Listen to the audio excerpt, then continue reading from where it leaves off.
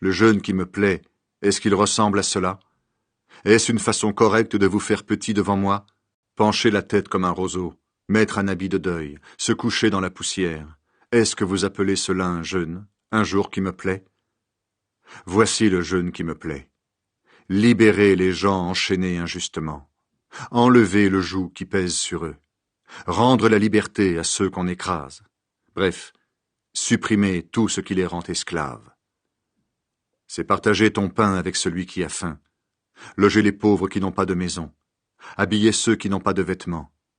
C'est ne pas te détourner de celui qui est ton frère. Alors, ta lumière jaillira comme l'aurore, et ta plaie se fermera vite. Tes bonnes actions marcheront devant toi, et la gloire du Seigneur fermera la marche derrière toi. Quand tu appelleras, le Seigneur répondra. Quand tu crieras, il dira « Je suis là ». Si tu fais disparaître de ton pays ce qui écrase les autres, les gestes de menace et les paroles blessantes, alors ta lumière se lèvera dans la nuit, ton obscurité sera comme la lumière de midi. Ce sera la même chose si tu partages ta nourriture avec celui qui a faim, si tu donnes à manger à ceux qui sont dans la misère. Le Seigneur sera toujours ton guide. Même en plein désert, il te donnera à manger et te rendra des forces. Tu seras comme un jardin bien arrosé, comme une source qui coule toujours. Tu relèveras les vieux murs détruits, tu reconstruiras sur les fondations abandonnées depuis toujours. On t'appellera le peuple qui ferme les fentes et refait les rues de la ville. Comment respecter le sabbat? Supposons ceci. Tu ne fais pas de démarche le jour du sabbat. Tu ne t'occupes pas de tes affaires pendant ce jour qui m'est consacré. Tu appelles le sabbat bonheur. Tu appelles le jour du Seigneur jour honorable, et tu l'honores en évitant les démarches, les affaires et les discussions. Alors tu trouveras ton bonheur en moi. Je te ferai passer comme un vainqueur sur les montagnes du pays. Je te ferai profiter de la terre que Jacob, ton ancêtre, a reçue en partage. Voilà ce que le Seigneur promet. Les fautes mettent une barrière entre Dieu et son peuple. La main du Seigneur n'est pas trop faible pour vous sauver, c'est sûr. Il n'est pas trop sourd pour vous entendre. Mais ce sont vos fautes qui mettent une barrière entre vous et votre Dieu. S'il s'est détourné de vous pour ne plus vous voir ni vous entendre, c'est à cause de vos péchés. Vous avez du sang sur les mains, vos fautes salissent vos doigts, votre bouche dit des mensonges, vos lèvres laissent passer des méchancetés. Au tribunal, vous portez plainte injustement. Vous ne défendez pas les gens selon la vérité. Vous vous appuyez sur le vide, vous dites des choses fausses, vous portez le mal en vous et vous accouchez du malheur. Vos actions sont comme des œufs de vipère, si quelqu'un en mange, il meurt. Dès qu'on écrase un œuf, il en sort une vipère. Les toiles que vous tissez ressemblent aux toiles d'araignée. Elles ne permettent pas de coudre des vêtements, ni de se couvrir. Elles ne servent qu'à créer le malheur. Vos mains ne produisent que de la violence. Vos pieds courent faire du mal. Vous êtes pressés de tuer des innocents. Vous ne pensez qu'à faire le mal. Partout où vous passez, c'est la violence et la destruction. Vous ne connaissez pas le chemin de la paix. On ne trouve pas le droit là où vous marchez. Vos chemins, vous les rendez tordus, et celui qui les suit ne connaîtra jamais la paix.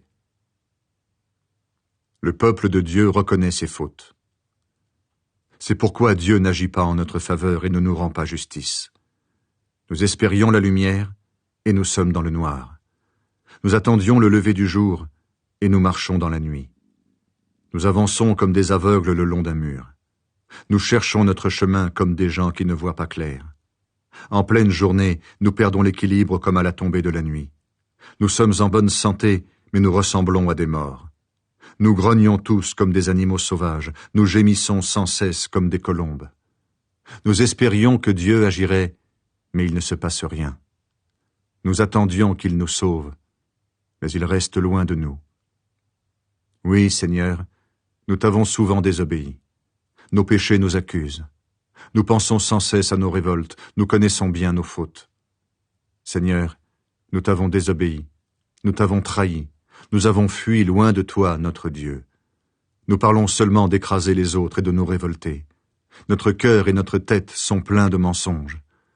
C'est pourquoi le respect du droit recule, la justice est loin de nous.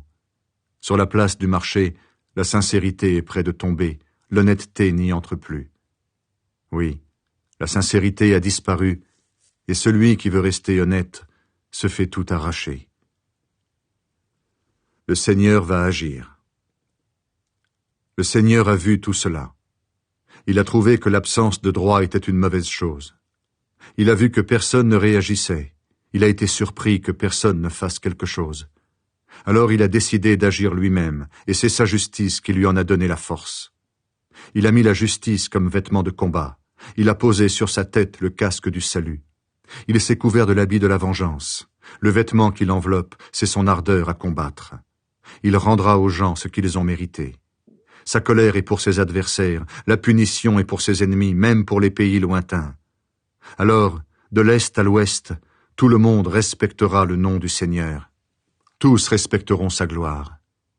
Oui, le Seigneur arrivera comme un torrent au creux d'une vallée, poussé par la tempête. Le Seigneur viendra à Jérusalem pour libérer ceux du peuple d'Israël qui se détournent de leurs fautes. C'est le Seigneur qui le déclare. Le Seigneur ajoute, « Et moi, voici l'engagement que je prends envers cela. Mon esprit est sur vous, et j'ai mis mes paroles dans votre bouche. Elles sont pour vous, pour vos enfants et pour les enfants de leurs enfants, maintenant et pour toujours. Je ne vous les retirerai jamais. C'est moi, le Seigneur, qui affirme cela. » Jérusalem sera une lumière pour le monde. Debout, Jérusalem, brille avec éclat. En effet, ta lumière arrive, la gloire du Seigneur se lève sur toi. Regarde, la nuit couvre la terre, un brouillard enveloppe les peuples. Mais sur toi le Seigneur se lève, et sa gloire brille sur toi. Les autres peuples marchent vers ta lumière, et les rois se dirigent vers la clarté qui s'est levée sur toi. Lève les yeux et regarde autour de toi. Tous se rassemblent et viennent vers toi. Tes fils arrivent de loin, tes filles sont portées dans les bras. En voyant cela, tu brilleras de joie, ton cœur battra de bonheur. En effet, les richesses de la mer arriveront chez toi, les trésors des autres peuples parviendront jusqu'à toi, Jérusalem. Des troupeaux de chameaux te couvriront, de jeunes chameaux de Madian et d'Épha.